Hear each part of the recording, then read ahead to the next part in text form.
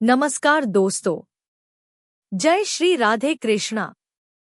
आपके अपने चैनल भजन कहानी में आपका बहुत बहुत स्वागत है। बस कुछ ही दिनों में आने वाली है भाद्रपद मास के शुक्ल पक्ष की अष्टमी तिथि यानी कि श्रीमती राधा रानी का आविर्भाव दिवस। श्रीमती राधा रानी भगवान श्री कृष्ण की अत्यंत प्रिय है। राधा अष्टमी के दिन उनकी विशेष पूजा अर्चना और उनका अभिषेक करके हम न सिर्फ राधा रानी की अपितु भगवान श्री कृष्ण की भी विशेष कृपा प्राप्त कर सकते हैं। भक्तों के लिए राधा अष्टमी का पर्व अत्यंत महत्वपूर्ण होता है, लेकिन प्रश्न यह आता है कि आखिर राधा रानी की पूजा आराधना कैसे की जाए। शास्त्रोक्त विधि अनुसार राधा रानी का अभिषेक कैसे करें? क्या सिर्फ राधा रानी का ही अभिषेक करना चाहिए या फिर श्री कृष्ण के साथ उनका अभिषेक करें? राधाष्टमी का व्रत रखने की संपूर्ण व्रत विधि क्या है और क्या इस दिन उपवास का पालन करना है? अगर हाँ तो कब तक और उसका पारण कैसे करना है?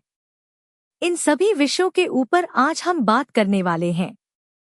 तो चलिए आज की राधा अष्टमी व्रत विधि विशेष वीडियो आरंभ करते हैं। एक बार शौनक मुनि ने महामुनि सूत गोस्वामी से पूछा। उन्होंने कहा है, अति बुद्धिमान प्रभु, किस कर्म के कारण मनुष्य इस भवसागर से मुक्ति पाकर गोलोक में जा सकता है, जिसे पार करना इतना कठिन है, यह हमें कृपा करके बताएं। तब सूत गोस्वामी ने कहा है, ऋषियों, नारद मुनि ने भी यही प्रश्न ब्रह्मा जी से किया था और उसके उत्तर में उन्होंने कहा था कि करोड़ों योनियों से अर्जित किया हुआ ब्रह्मा हत्या जैसा पाप भी राधा अष्टमी का भक्ति पूर्वक पालन करें तो क्षण भर में नष्ट हो जाता है। एक बार राधा अष्टमी करने से जो पुण्य फल मिलता है वह मेरु के बराबर सोना दान करने से मिलने वाले फल से 100 गुना अधिक है। इस प्रकार हम देख सकते हैं कि राधा अष्टमी का पर्व हमारी आध्यात्मिक प्रगति के लिए कितना महत्वपूर्ण है। तो आखिर इस विशेष दिन का व्रत पालन कैसे किया जाए, इसके विषय में आज हम चर्चा करेंगे। अगर आप राधा अष्टमी व्रत का संपूर्ण नियम और श्रद्धा पूर्वक पालन करना चाहते हैं तो सबसे पहले राधा अष्टमी के दिन याद से प्रातः ब्रह्मा मुहूर्त में उठना चाहिए। ब्रह्मा मुहूर्त यानी सूर्योदय से 1.5 घंटा पहले का समय। प्रातः काल में उठकर स्नान इत्यादि से स्वच्छ होकर घर में यदि मंदिर या भगवान का स्थान है तो उसे भी स्वच्छ करना चाहिए। उसके बाद भगवान को जगाकर उन्हें कुछ भोग अर्पित करिए। उसके बाद उनकी मंगला आरती करिए।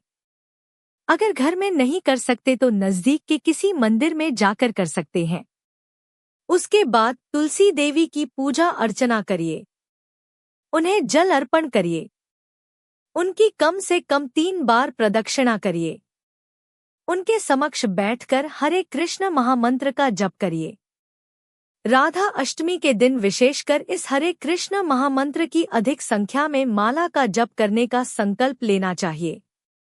और यह महामंत्र है, हरे कृष्ण कृष्ण कृष्ण हरे हरे, हरे राम राम राम हरे हरे। इस हरे कृष्ण महामंत्र में जो हरे शब्द आता है वह राधा रानी का प्रतीक है। इसलिए राधा अष्टमी के दिन यदि आप भगवान श्री कृष्ण के नामों का अधिक जप करते हैं तो इससे भी राधा रानी अत्यंत प्रसन्न होती है। राधा संपूर्ण निर्जल उपवास करना चाहिए। यदि निर्जल करना आपके लिए संभव नहीं है तो आप जल ले सकते हैं। दोपहर को 12:00 बजे राधा रानी का अभिषेक होने के बाद आप उसी चरणामृत से राधा अष्टमी का व्रत खोल सकते हैं। यदि आप घर पर राधा रानी का अभिषेक करना चाहते हैं तो याद रहे भगवान श्री कृष्ण के साथ ही उनका अभिषेक किया जाना चाहिए, अकेले नहीं। राधा रानी का अभिषेक करने की विधि भी वही है जो जन्माष्टमी पर श्री कृष्ण के अभिषेक की विधि है। अभिषेक के लिए आप पंचामृत यानी दूध, दही, घी, मधु और जल का उपयोग करें और अंत में स्वच्छ जल से स्नान करवा सकते हैं। राधाष्टमी के दिन श्रीमती राधा रानी के लिए आप कुछ विशेष सात्विक भोग भी बना सकते हैं। राधा रानी को वैसे अरबी पसंद है, तो अरबी के मूल या फिर उसके पत्तों से आप उनके लिए विभिन्न पकवान और व्यंजन बना सकते हैं। दोपहर को अभिषेक के बाद आप संपूर्ण दिन में एकादशी या फिर अन्न प्रसाद ले सकते हैं। उस दिन प्रयास करना चाहिए कि प्रमाण स्रोतों से प्रमाणभूत गुरु से अधिक श्रीमती राधा रानी के विषय में श्रवण और पठन करना चाहिए। राधा रानी को प्रसन्न करने के लिए आप इस दिन मुख्यतः 2 कार्य कर सकते हैं। यह ऐसे कार्य हैं जिसे करने से वह अवश्य ही आपके ऊपर प्रसन्न होंगी और आपको श्री कृष्ण भक्ति का अमृत रस प्रदान करेंगी। पहला कार्य है भगवान श्री कृष्ण के नाम का अधिक से अधिक जप करना। जहाँ भी भगवान श्री कृष्ण का नाम लिया जाता है वहाँ श्रीमती राधा रानी की कृपा सदैव बनी रहती है। इसलिए इस दिन संकल्प लें कि आप हरे कृष्ण महामंत्र की कम से कम 16, 25, 32 या 64 माला का जप करेंगे। दूसरा महत्वपूर्ण कार्य है कि आप इस दिन श्री कृष्ण के नाम का प्रचार करें। जितना अधिक आप दूसरों को भगवान के बारे में बताएंगे उतना ही वे आप पर प्रसन्न होंगे। आप अपने परिवार के साथ बैठकर श्री कृष्ण के गुणों पर चर्चा कर सकते हैं, श्रीमद् भागवतम का पाठ कर सकते हैं, भगवत गीता पढ़ सकते हैं और दूसरों को उनकी महिमा बता सकते हैं। इसके लिए आप हमारे श्री कृष्ण कथा के वीडियोस को भी अपने मित्रों और परिवार के साथ शेयर कर सकते हैं। राधाष्टमी के दिन आपको किसी न किसी रूप में सेवा करने का प्रयास करना चाहिए, चाहे वह प्रत्यक्ष रूप से मंदिर में जाकर की गई सेवा हो या फिर धन से की गई सेवा। इस दिन आप राधा कृपा कटाक्ष स्तोत्र का पाठ कर सकते हैं और श्रीमती राधा रानी से उनकी कृपा की याचना करते हुए श्री कृष्ण की शुद्ध प्रेम भक्ति का वरदान मांग सकते हैं, क्योंकि श्रीमती राधा रानी के अलावा और कोई भी यह क्षमता नहीं रखता कि वे हमें श्री कृष्ण दे सके।